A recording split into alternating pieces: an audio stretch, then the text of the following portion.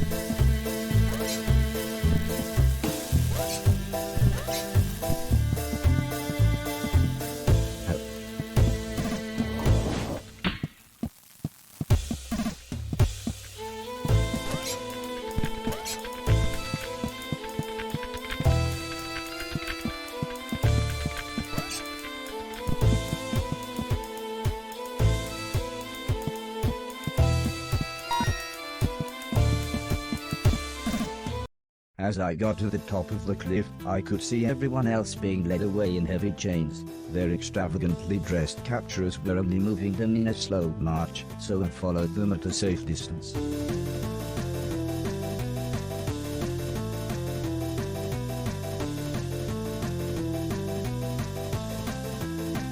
Strangely, the men seemed to ask the professor something, who nodded in agreement.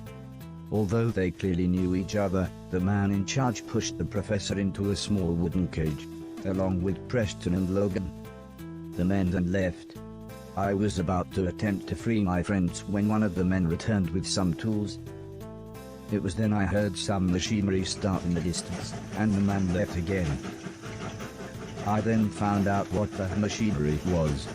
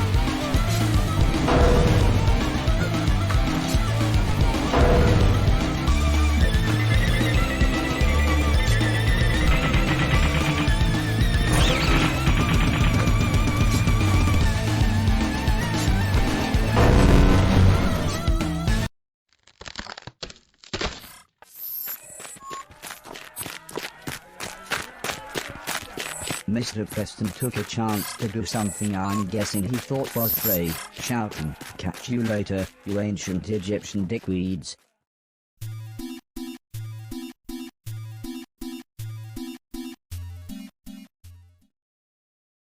"This looks right." "Stay here," whispered the professor, "just in case."